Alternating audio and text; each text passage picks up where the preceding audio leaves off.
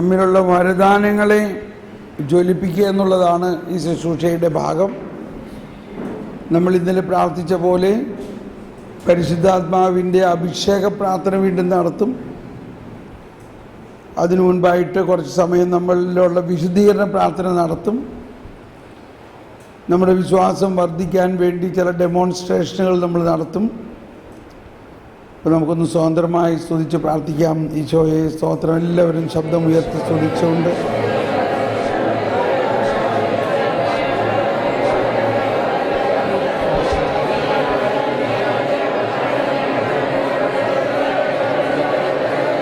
Hallelujah hallelujah. ഈശോയെ നന്ദി, ഈശോയെ നന്ദി.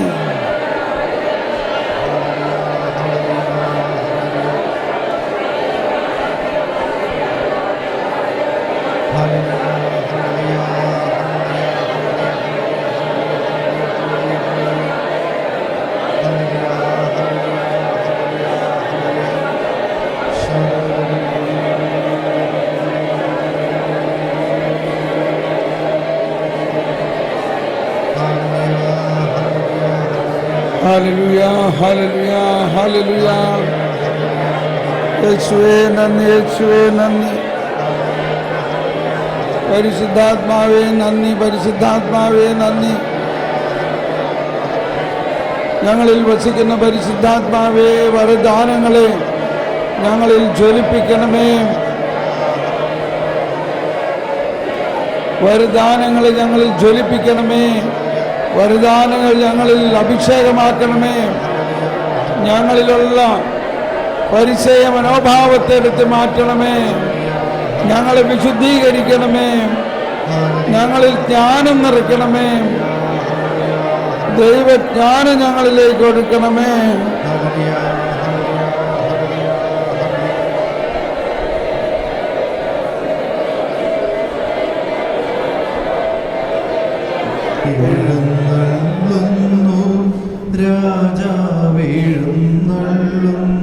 നമുക്ക് മുട്ടുകുത്തി കർത്താവിന് നമ്മുടെ മധ്യത്തിലേക്ക്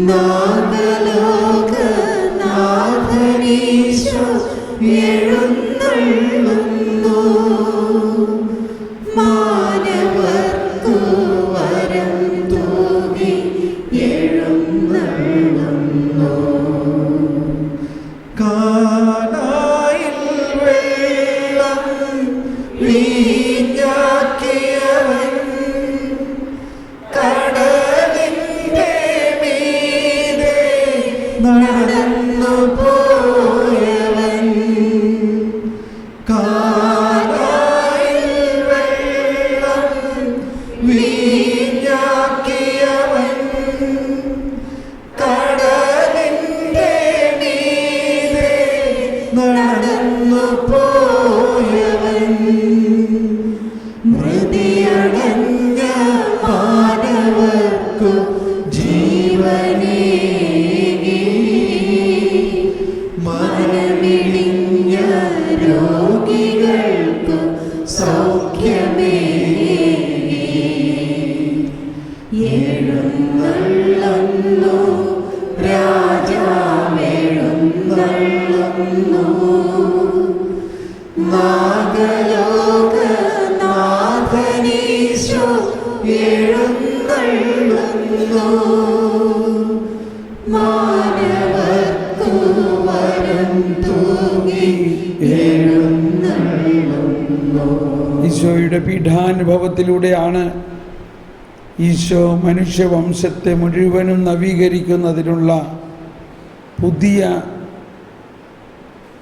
സുവിശേഷം, പുതിയ നിയമം എല്ലാം നമുക്ക് നൽകിയത്. അത് സൗജന്യമായി നമുക്ക് കിട്ടിയെങ്കിലും യേശു അതിനുവേണ്ടി തൻ്റെ ജീവൻ്റെ വില കൊടുത്ത്, അതുകൊണ്ടാണ് ഈശോ പറഞ്ഞത്, എൻ്റെ ശിഷ്യനാകാൻ ആഗ്രഹിക്കുന്നവൻ സ്വന്തം കുരിശുമെടുത്ത് എൻ്റെ പിന്നാലെ വരിക. നമ്മൾക്ക് കൈ വിരിച്ചു പിടിച്ച് കുരിശിൽ കർത്താവിനെ തറച്ച പോലെ നമ്മുടെ കൈകൾ വിരിച്ചു പിടിച്ചുകൊണ്ട് കുരിശിൽ കർത്താവിനെ ആണിയടിച്ച ആ വേദനകളെ മനസ്സിൽ കൊണ്ടുവന്നുകൊണ്ട് ഈശോയുടെ കുരിശിലേക്ക് നമ്മുടെ ജീവിതത്തിലെ പ്രയാസങ്ങളും വേദനകളും എല്ലാം സമർപ്പിച്ചുകൊണ്ട് അതെല്ലാം ഈശോ അനുവദിച്ചതാണെന്നും ഈശോയുടെ പീഠാസഹനത്തിൽ നമ്മളെ പങ്കാളികളാക്കാൻ വേണ്ടി, അങ്ങനെ നമ്മൾ ഈശോയുടെ ഒപ്പം ഈശോയുടെ തന്നെ ശരീരത്തിൻ്റെ ഭാഗമാകുന്നതിന് വേണ്ടിയാണെന്നുള്ള ബോധ്യത്തിൽ നമുക്ക് ഈ ഗാനം ആലപിച്ച് നമ്മളെ പൂർണ്ണമായിട്ടൊരു കമ്മിറ്റ്മെൻറ്റ്, പൂർണ്ണമായ ഒരു ദൗത്യത്തിലേക്ക് ഈശോയോടൊപ്പം നമുക്കിറങ്ങാം.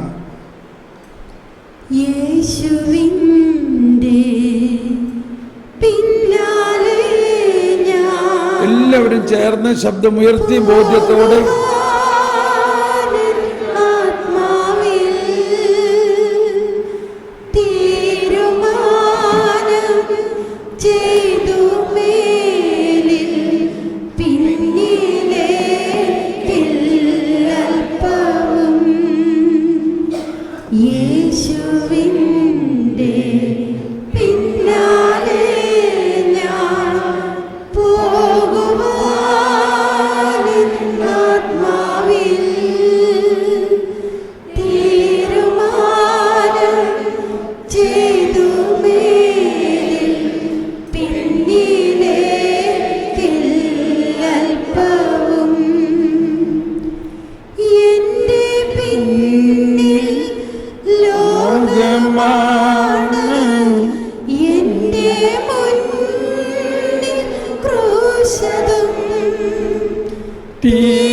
തീരുമാനം ചെയ്തു മേലിൽ പിന്നിലേക്കില്ലപ്പവും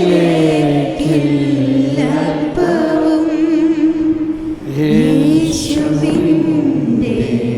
പിന്നാലെ ഞാൻ പോകുവാൻ ആത്മാവിൽ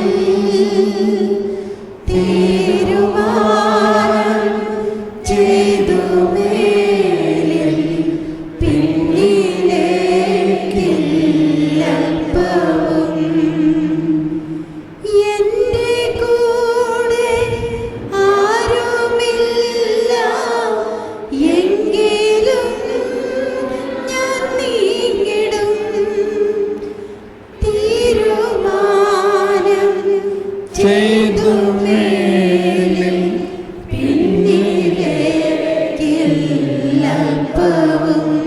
എല്ലാവരും സ്തുതികളോടെ എല്ലാ സഹനങ്ങളും ഈശോയ്ക്ക് കൊടുത്തുകൊണ്ട് ഈശോയുടെ കരങ്ങളിൽ സ്വീകരിച്ചുകൊണ്ട്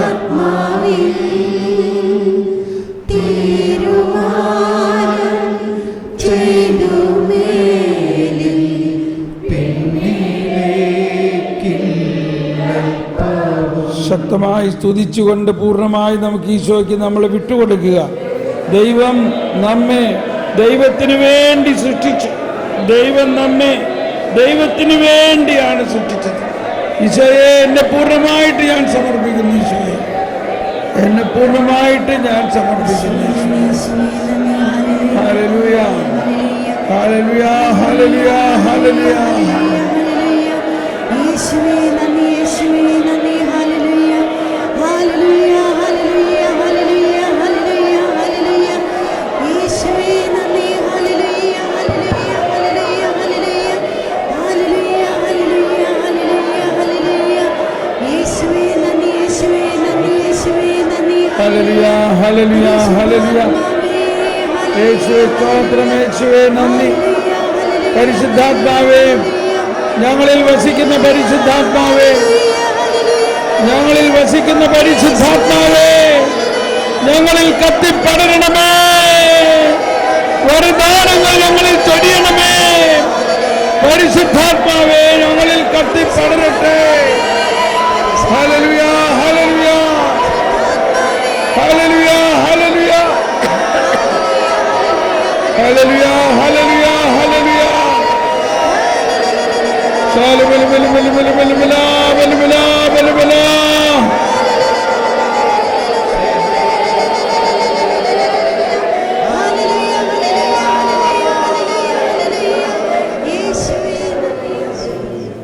നമുക്ക് 3 കാര്യങ്ങളാണ് നമുക്ക് പ്രധാനമായിട്ട് വരദാനങ്ങൾ നമ്മളിൽ തുറക്കുന്നതിനും കൂടുതൽ ബ്ലോസമിങ്, കൂടുതൽ പൂവണിയുന്നതിന് 3 കാര്യങ്ങൾ. ഒന്ന്, നമ്മളിലുള്ള ഫരിസേയ മനോഭാവത്തെ പൂർണ്ണമായി പിഴുതു മാറ്റുക. അതൊരു പ്രോസസ്സാണ്. എളുപ്പം സാധിക്കില്ലെങ്കിലും നമുക്കൊരു ഭയങ്കര പ്രത്യാശ വരുമ്പോൾ ഫരിസേയരിൽ വരദാനങ്ങൾ പ്രവർത്തിച്ചില്ല. ഫരിസേയ മനോഭാവം വരദാനങ്ങളുടെ പ്രവർത്തനത്തിനെ വളരെയധികം മന്ദീഭവിപ്പിക്കും. സത്യം പറയുകയാണെങ്കിൽ, ഞാൻ പറഞ്ഞു തോന്നണം, സഭയിൽ എന്തോരം വലിയ വലിയ ആളുകളുണ്ട്. അവരിലെല്ലാം വലിയ വലിയ വരദാനം ഉണ്ടാവണമല്ലേ? ഉണ്ട്. നമ്മളവരെ വിമർശിക്കുകയല്ല. പക്ഷേ അവരിൽ ഒരു ഫരിസേയ മനോഭാവമുള്ളതിൻ്റെ പേരിലാണ് അവർ ഈ വരദാനങ്ങൾ പുറപ്പെടുവിക്കാത്തത്. ഈ ഫരിസേയ മനോഭാവമാണ് ആ വെട്ടിക്കളഞ്ഞ അത്തിവൃക്ഷം. അല്ലാണ്ട് അത്തിവൃക്ഷത്തിനെ ശപിക്കാനൊന്നും വേണ്ടിയിട്ടല്ല. കർത്താവിന് വേറെ ആരും കണ്ടില്ല ശപിക്കാൻ. ഈ പാവം അത്തിവൃക്ഷത്തിനെ ശപിക്കണോ? അവിടെ വന്ന് നോക്കിയപ്പോൾ അതിൽ ഇലകൾ മാത്രമേ കണ്ടുള്ളൂ. അതിൽ ഫലങ്ങളൊന്നും കണ്ടില്ല. എന്തുകൊണ്ടാണ്? ഫലങ്ങളുടെ കാലമല്ലായിരുന്നു. ഈ ഫലങ്ങളുടെ കാലമല്ലായിരുന്നു എന്ന് പറയുന്നതിനും അർത്ഥമുണ്ട്. വേറൊരു സ്ഥലത്ത് ഒരാൾ മുന്തിരിത്തോട്ടത്തിൽ ഒരു അത്തിവൃക്ഷം നട്ടു വളർത്തി. 3 വർഷമായിട്ടും ഫലമൊന്നും കാണാതായപ്പോൾ വെട്ടിക്കളയാമെന്ന് പറഞ്ഞെങ്കിലും കൃഷിക്കാരൻ പറഞ്ഞു, വേണ്ട, 1 വർഷവും കൂടി ഞാൻ അതിൻ്റെ കട കിളച്ച് വളമിട്ട് നോക്കട്ടെ, 1 വർഷവും കൂടി. ഇതെല്ലാം ശ്രദ്ധിക്കണേ. സുവിശേഷത്തിലെ ആഴമായ അർത്ഥത്തിലെ മനസ്സിലാക്കണ വിദ്യയാണിത്. 3 വർഷമായിട്ടും ഫലം തന്നില്ല എന്ന് പറഞ്ഞാൽ അതിൻ്റെ അർത്ഥം, മുന്തിരിത്തോട്ടം എന്ന് പറഞ്ഞാൽ അതിൻ്റെ അർത്ഥം യേശുവിൻ്റെ സുവിശേഷ ദൈവരാജ്യ പ്രഘോഷണ കാലഘട്ടമാണ് ആ മുന്തിരിത്തോട്ടം. അതിലെ 3 വർഷ കാലഘട്ടം യേശുവിൻ്റെ പരസ്യജീവിത കാലഘട്ടമാണ്. ഫലം തരുന്നത് പരസ്യജീവിതത്തിന് ശേഷം പീഡാസഹനവും ഉത്ഥാനവും പന്തക്കുസ്തായും കഴിഞ്ഞിട്ടുള്ള 4-ാം വർഷത്തിലാണ്. മനസ്സിലായോ? അതുവരെ അവിടെ നിൽക്കട്ടെ എന്നാണ് പറഞ്ഞതിൻ്റെ അർത്ഥം. ഒരു നല്ല ഉദാഹരണം, പൗലോസ് അപ്പസ്തോലൻ 3-ാം വർഷം ഈ യേശുവിൻ്റെ പരസ്യജീവിത കാലത്ത് പല ഫലം പുറപ്പെടുവിച്ചോ?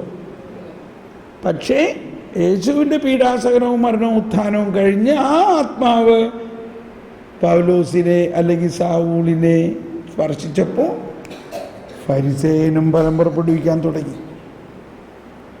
അതാണ് അത്തിവൃക്ഷത്തിനെ ഉണക്കിയതിൻ്റെ അർത്ഥം. ഈ അത്തിവൃക്ഷം എന്ന് പറയുന്നത് അവർ തോറ പഠിക്കാൻ വേണ്ടി അത്തിവൃക്ഷത്തിൻ്റെ ചുവട്ടിലിരുന്ന പഠിച്ചിരുന്നത്. ഇനി ആരും അങ്ങനെ തോറ പഠിക്കണ്ട. അത് പഠിച്ചത് കൊണ്ട് ഒരു ഫലവും ഉണ്ടാകാൻ പോകുന്നില്ല. എന്നാൽ ഫലമുണ്ടാകുന്നത് ആരിലൂടെ ആയിരിക്കും? ഈ പുതിയ നിയമത്തിലൂടെ ആയിരിക്കും. ഓക്കെ, അപ്പോൾ ഈ ഒരു ഫലം തരാത്ത ഒരു വന്ധ്യതയാണ് ഈ നിയമത്തിലൂടെ വരുന്നത്. അതുകൊണ്ടാണ് മനുഷ്യാവതാരത്തിന് മുൻപ്, പിറവിത്തിരുന്നാളിന് മുമ്പ് നമ്മൾക്കുള്ള വായനകളെല്ലാം വന്ധ്യയായ സ്ത്രീകളുടെ അടുത്തേക്ക് കർത്താവ് ചെന്നിട്ട് പറയാണ്, നീ ഗർഭിണിയാകാൻ പോകുകയാണ്. യാതൊരു പ്രത്യാശയുമില്ലാതെ ഗർഭം ഉണങ്ങി വരണ്ട സാറായിയോട് പറയാണ്, നീ ഇനിമേൽ സാറായി അല്ല സാറായ. നിന്റെ വന്ധ്യത മാറി നിനക്ക് ഉണങ്ങിയ നിന്റെ ഗർഭത്തിൽ ഫലമുണ്ടാകും. സാംസന്റെ അമ്മ, സാംസന്റെ അപ്പൻ്റെ പേരെന്താണ്? മനോവയുടെ ഭാര്യയോട് പറയാണ്, അല്ലെങ്കിൽ മനോവയോട് പറയാണ്, വന്ധ്യയായ നിന്റെ ഭാര്യ ഗർഭിണിയാകും.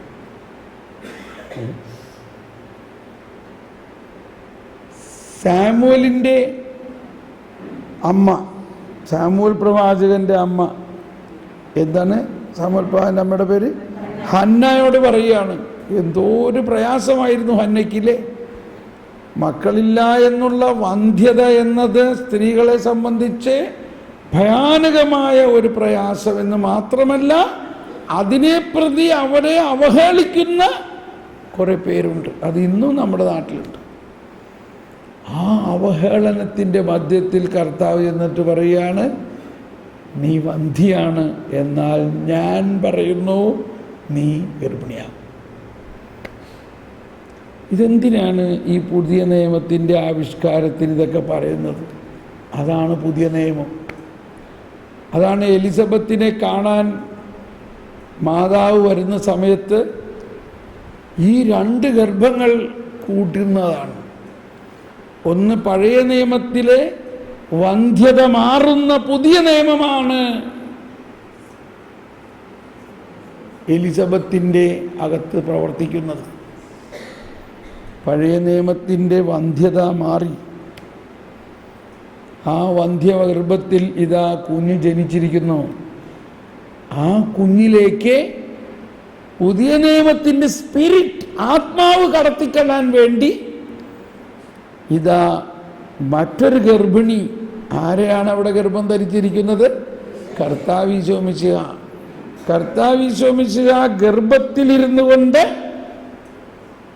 എലിസബത്തിൻ്റെ ഗർഭത്തിലുള്ള സ്നാപക യോഹന്നാനിലേക്ക് പുതിയ നിയമത്തിൻ്റെ പ്രസരണം ഉണ്ടാകുന്നു. ഇതൊക്കെ എന്തിനാ ഞാൻ പറഞ്ഞപ്പോൾ എനിക്കറിഞ്ഞൂടാ. എന്തെങ്കിലും പരിശുദ്ധാത്മാവ് നമുക്ക് ആർക്കും എന്തൊക്കെ വെളിപ്പെടുത്തരുന്നുണ്ട്. അപ്പോൾ നമ്മളെ സത്യം പറയാണ്, ഇത്രയും വലിയ ബൃഹത്തായ ഈ കത്തോലിക്ക സഭയിലെ ഓരോ വിശ്വാസിയും എന്തോ ഒരു അത്ഭുതകരമായ വരദാനങ്ങളുള്ളവനാണ്. പക്ഷെ അവനറിഞ്ഞൂടാ. ഇവിടെ ആരോ പറഞ്ഞ മാതിരി ആനേൻ്റെ സൈസ് ആനയ്ക്കറിയാം. ആന ഈ വിരലുമായിരിക്കണ പാപ്പാൻ വലിയ ആളാണെന്നും പറഞ്ഞിട്ട് അയാൾ പറഞ്ഞൊക്കെ കേൾക്കാൻ നമുക്കറിഞ്ഞൂടാ നമ്മളുടെ ഉള്ളിൽ ആരാണെന്ന്. അപ്പോൾ നമ്മൾക്കുണ്ടാകേണ്ട ഇപ്പം ആദ്യത്തെ ബോധ്യം ഇതാണ്: നമ്മൾ ഒരു ഫരിസേയനല്ല, നമ്മൾ മറ്റൊരു ക്രിസ്തുവാണ്. സമ്മതിച്ചോ? ഇത് സമ്മതിച്ചോ എല്ലാവരും? ഇപ്പോഴാണ് ഈശോ തന്നെ പറഞ്ഞിരിക്കുന്നൊരു കാര്യം. ഇതൊക്കെ 3-ാം ദിവസം പറയേണ്ട കാര്യമാണിത്. ഇപ്പോൾ വരണം ഈശോയെ, നീ ഇവർക്ക് വലിയ കാര്യങ്ങളാണ് കൊടുക്കണമെന്നുള്ളതിൻ്റെ ഒരു അടയാളമാണ്. കേൾക്കാൻ ചെവിയുള്ളവൻ കേൾക്കട്ടെ. മനസ്സിലായില്ലെങ്കിൽ വിഷമിക്കണ്ട, മനസ്സിലാവും. ഈശോ പറഞ്ഞു, മത്തായി 11:11 പറഞ്ഞു. 11:11 ഓർത്തിരിക്കാൻ എളുപ്പമാണ്. ഇപ്പോൾ ആരും പുസ്തകം തുറക്കണ്ട. നിങ്ങളെ അത്ഭുതപ്പെടുത്തും ഈ കാര്യം, നിങ്ങളെ അത്ഭുതപ്പെടുത്തും. എനിക്ക് ആദ്യം മനസ്സിലായ ദിവസം രാത്രി മുഴുവൻ എനിക്ക് ഉറങ്ങാൻ പറ്റില്ല. പറഞ്ഞ ഇതാണ്, സ്ത്രീകളിൽ നിന്ന് ജനിച്ചവരിൽ സ്നാപകയോഹന്നാനേക്കാൾ വലിയവൻ ഇല്ല. അതായത് സ്നാപകയോഹന്നാൻ മറ്റെല്ലാ പ്രവാചകന്മാരെക്കാളും വലിയവൻ. എന്തുകൊണ്ടാണ്? സ്നാപകയോഹന്നാൻ യേശുവിനെ മുഖാമുഖം കാണുകയും യേശുവിനെ സ്നാനപ്പെടുത്താനുള്ള ഒരു ദൗത്യമാണ് കിട്ടിയത്. അബ്രാഹോ മോശെ വല്ലതും യേശുവിനെ ഇതുപോലെ നേരിട്ട് കണ്ടിട്ടുണ്ടോ? അപ്പോൾ സ്ത്രീകളിൽ നിന്ന് ജനിച്ചവരിൽ ഏറ്റവും വലുതാണ് സ്നാപകൻ. പക്ഷെ പറയാനുള്ളത് സ്നാപകയോഹന്നാൻ്റെ കാര്യമൊന്നും അല്ല അവിടെ പറയണത്. അത് കഴിഞ്ഞിട്ട് എന്താ പറഞ്ഞതെന്ന് ശ്രദ്ധിക്കണേ. എന്നാൽ ഞാൻ നിങ്ങളോട് പറയുന്നു, ദൈവരാജ്യത്തിലെ ഈ ചെറിയവൻ, നമ്മൾ കേട്ടല്ലോ ദൈവരാജ്യത്തിലെ ചെറിയവൻ എന്ന് പറഞ്ഞാൽ ആരാന്ന്? ദൈവരാജ്യത്തിലെ ഈ ചെറിയവൻ ഈ സ്നാപകയോഹന്നാനേക്കാളും വലിയവനായിരിക്കും. അതാരാ? അതാരാ? അതാരാ? ആ ഭാഗത്ത് ആരും ഒന്നും പറയണില്ലോ. അതാരാ? അതാരാണെന്ന് ഉച്ചത്തിൽ പറഞ്ഞേ? നമ്മൾ ഓരോരുത്തരുമാണ്. എന്തൊരു വലിയ കാര്യം! നമ്മൾ ഓരോരുത്തരെ കുറിച്ചാണ് പറയുന്നത്. അതായത് യേശുക്രിസ്തുവിൽ വിശ്വസിക്കുകയും യേശുക്രിസ്തുവിൽ സ്നാനപ്പെടുകയും, കുറച്ചും കൂടി പറയുകയാണെങ്കിൽ യേശുവിൻ്റെ ശരീരം ഭക്ഷിക്കുകയും രക്തം പാനം ചെയ്യുകയും ചെയ്യുന്ന നമ്മൾ സ്നാപകയോഹന്നാനേക്കാളും വലിയവനാണോ അല്ലയോ? എന്തുകൊണ്ടാ? സ്നാപകയോഹന്നാനോ പഴയ നിയമത്തിൽ ഏതെങ്കിലും പ്രവാചകർക്കോ ഈ കർത്താവ് ഈശോ മിശിഹായുടെ ശരീര രക്തം സ്വീകരിക്കാനുള്ള ഭാഗ്യം കിട്ടിയിട്ടുണ്ടോ? ഇപ്പൊ നമ്മൾ ആരാ നോക്കിയേ? അത്രയ്ക്ക് വലിയ ഒരു അഭിഷേകവും, അത്രയ്ക്ക് നമ്മൾ മറ്റൊരു ക്രിസ്തുവാണ്. ഈ ബോധ്യത്തോടെ ഒന്ന് സ്തുതിച്ചേ, ഈ ബോധ്യത്തോടെ ഒന്ന് സ്തുതിച്ചേ. കർത്താവേ, നന്ദി കർത്താവേ.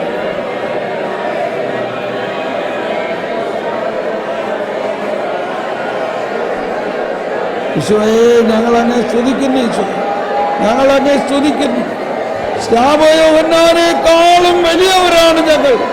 ഞങ്ങൾ മറ്റൊരു ക്രിസ്തുവാണ്.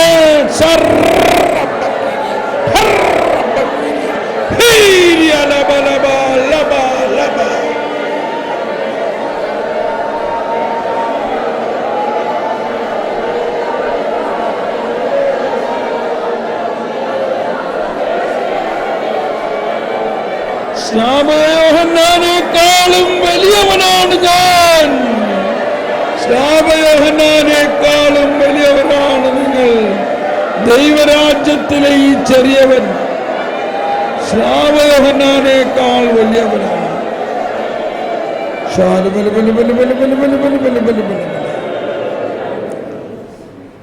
ഈ ബോധ്യത്തോടെ നമ്മുടെ ഉള്ളിൻ്റെ ഉള്ളിൽ നമ്മളുടെ ബോധ്യതലത്തിലേക്ക് വരിക. പൂർണ്ണമായ വരുമ്പോൾ അപൂർണമായ അസ്തമിക്കട്ടെ. ഈ ഒരു ചിന്താഗതിക്ക്, ഈ ഒരു സത്യത്തിന്, ഇതൊരു സത്യമാണ്. നമ്മൾ അത്രയ്ക്ക് പ്രധാനപ്പെട്ട ആളുകളാണ് കർത്താവിനെ സംബന്ധിച്ച്. സ്നാപകയോഹന്നാനേക്കാൾ വലിയവരാണ് നമ്മൾ.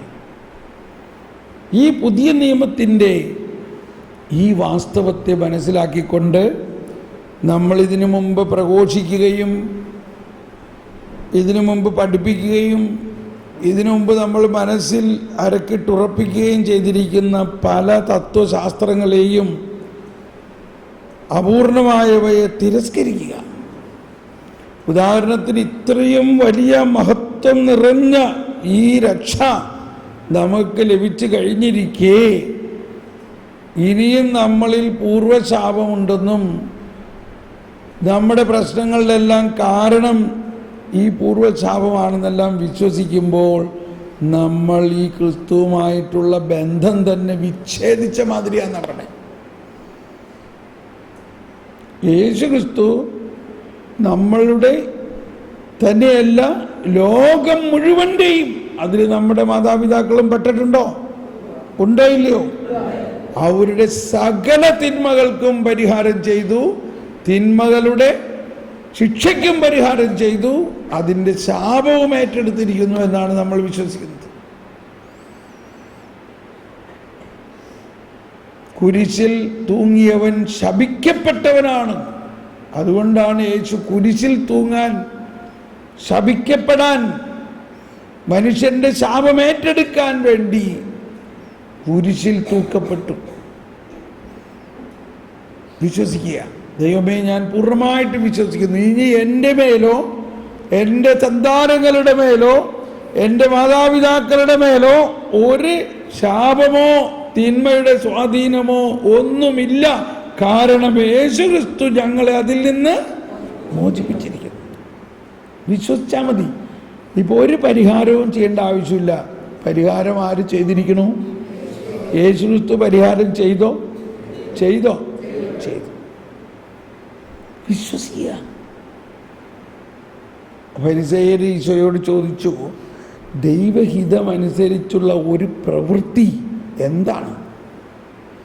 എന്താ ഈശോ ഉത്തരം പറഞ്ഞത്? ആരെങ്കിലും പറയാമോ? ദൈവം അയച്ചവരിൽ വിശ്വസിക്കുക. വിശ്വാസം എന്നത് ഓക്കെ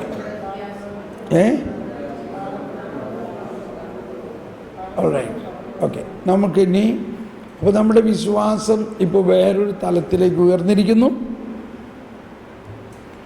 നമ്മളുടെ ഫരിസേയ സ്വഭാവത്തിലെ 3 കാര്യങ്ങളെ നമ്മൾ വിടും. ഈ മറ്റുള്ളവരെ കുറ്റം പറയുക, മറ്റുള്ളവരുടെ തിന്മ കണ്ടുപിടിക്കാൻ വേണ്ടി അന്വേഷിക്കുക. ഇത് ഞാൻ പറയുമ്പോൾ ഇച്ചിരിയും കൂടി തുറന്നു പറയുകയാണെങ്കിൽ, ഈ കരിസ്മാറ്റിക് വരദാനങ്ങൾ ഒന്നും തന്നെ തിന്മ കണ്ടുപിടിക്കാൻ വേണ്ടിയുള്ളതല്ല. കാരണം ഈശോ തന്നെ ആരുടെയും തിന്മ കണ്ടുപിടിച്ചിട്ടില്ല. പുതിയ നിയമത്തിൻ്റെ ഒരു സ്ഥായി ഘടകം, നിങ്ങളുടെ പാപങ്ങൾ ഞാൻ ഓർക്കുക പോലും ഇല്ല. ആര്? കർത്താവ് ഓർക്കില്ല. പിന്നെ നമ്മളത് കണ്ടുപിടിക്കാൻ പോകേണ്ട ആവശ്യം എന്താ? പക്ഷേ മഹത്വം കണ്ടുപിടിക്കുക. ആ വ്യക്തിയുടെ മഹത്വം എന്താ? അതാണ് ഞാൻ പറഞ്ഞു. പത്രോസ്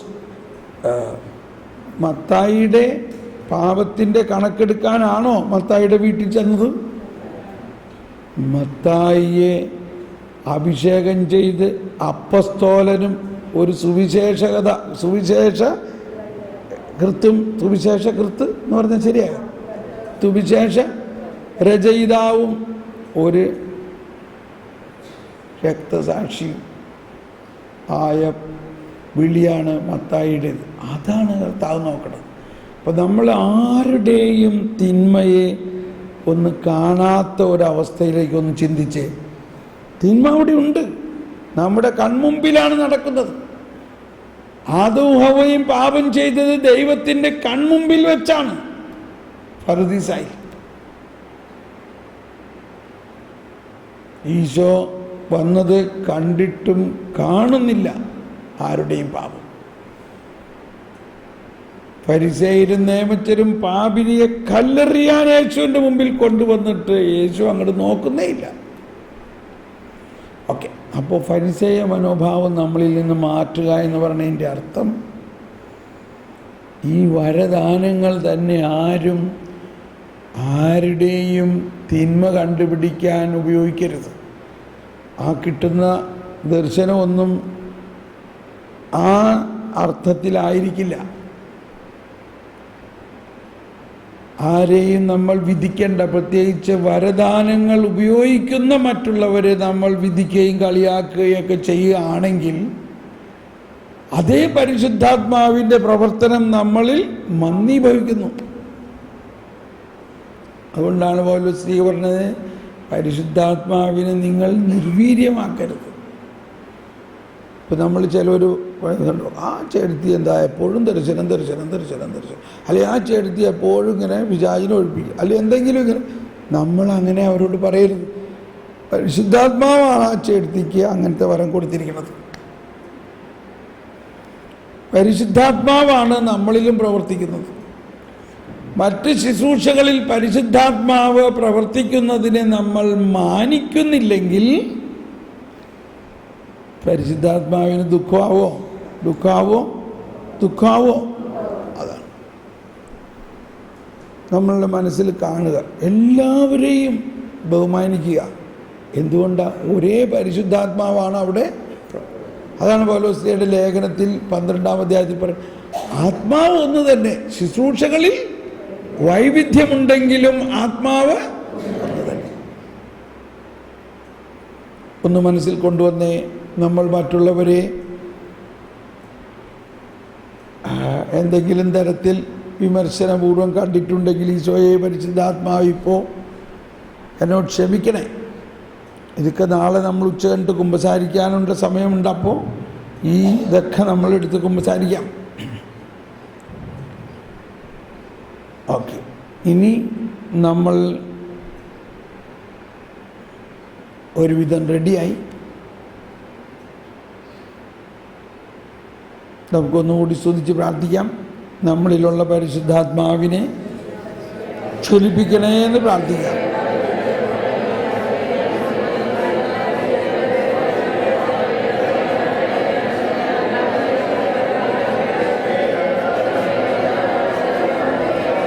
പ്രൈസ് ദ ലോർഡ്,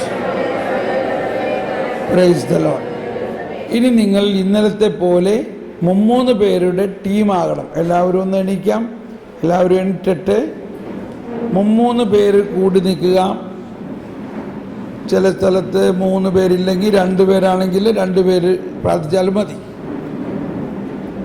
3 പേര് കൂടി നിന്നിട്ട് ഒരാൾ മുട്ടുകുത്തുകയോ ഇരിക്കുകയോ ചെയ്യുന്നു. ആ ആളുടെ തലയിൽ മറ്റ് 2 പേർ കൈവച്ച് പരിശുദ്ധാത്മാവിൻ്റെ വരദാനങ്ങൾ ഈ വ്യക്തിയിൽ അഭിഷേകമാകുന്നതിന് വേണ്ടി പ്രാർത്ഥിക്കാം. ഓക്കെ, പ്രാർത്ഥന ആരംഭിക്കുന്നു. എല്ലാവരും ഭാഷാവരത്തിൽ പ്രാർത്ഥിക്കുന്നു. ഓ ദൈവമേ, പരിശുദ്ധാത്മാവിൻ്റെ എല്ലാ വരദാനങ്ങളും ഈ വ്യക്തിയിൽ അഭിഷേകമാകണമേ.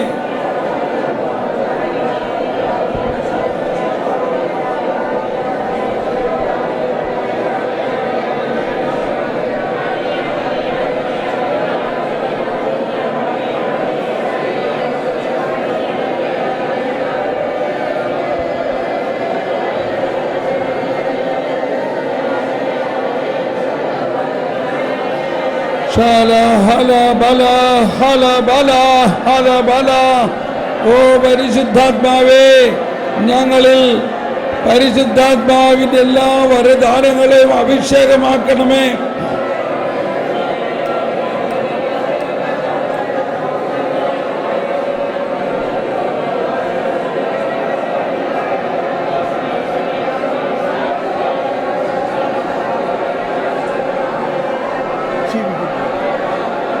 ജീവിക്കുന്ന ദൈവത്തിന് അരൂപി.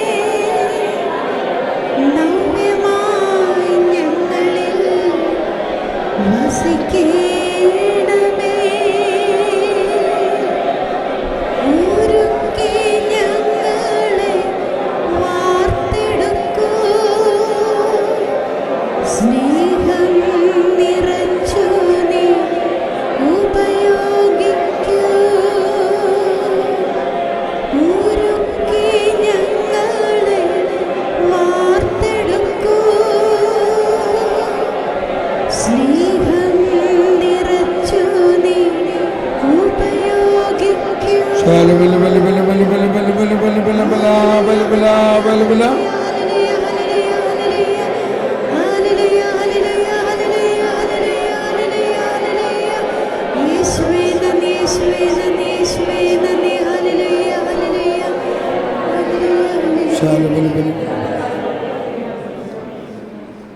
ഈ രണ്ടാമത്തെ ആൾ മുട്ടുകുത്തുന്നു. രണ്ടാമത്തെ ആൾക്ക് വേണ്ടി പ്രാർത്ഥിക്കുന്നു. പരിശുദ്ധാത്മാവേ, ഈ വ്യക്തിയിലുള്ള എല്ലാ വരദാനങ്ങളെയും അഭിഷേകമാക്കണമേ. ഹല്ലേലൂയ, ഹല്ലേലൂയ, ഹല്ലേലൂയ.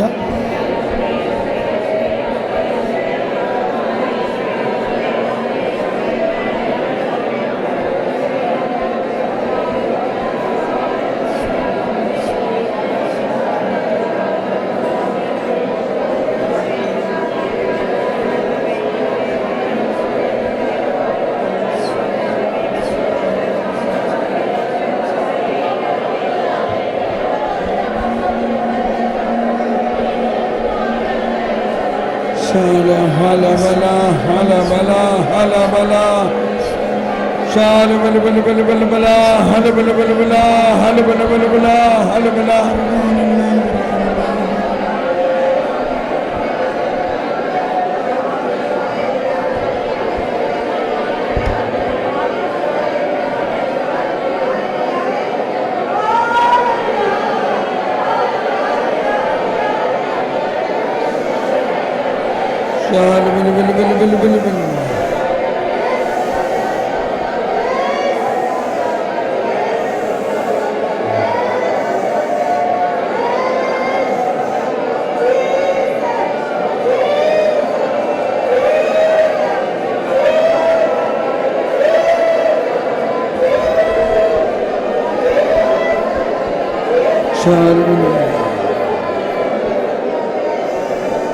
ജീവിക്കും ദൈവത്തിൻ അരൂപിയേ,